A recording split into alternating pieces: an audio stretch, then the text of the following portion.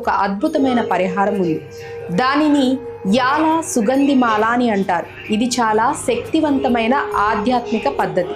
జన్మజన్మల దోషాలను తొలగించే దివ్య మార్గం అని చెప్పాలి.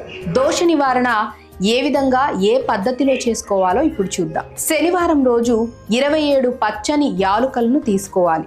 కొంతమందికి 27 యాలుకలే ఎందుకు అనే సందేహం కూడా వస్తుంది. మనకు ఏ నక్షత్రంలో జన్మించామో తెలియకపోయినా మన జన్మలు 27 నక్షత్రాలకు సంబంధించి ఉంటాయి. అందుకే 27 యాలుకలు తీసుకోవటం ఆ నక్షత్రాలకు సూచిక అన్నమాట.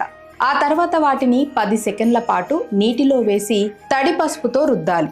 ఇప్పుడు సూదితో ఒక్కో యాలుకను గుచ్చుతూ ప్రతిసారి ఓం నమో నారాయణాయ అనే మంత్రాన్ని జపిస్తూ దండలా చేయాలి.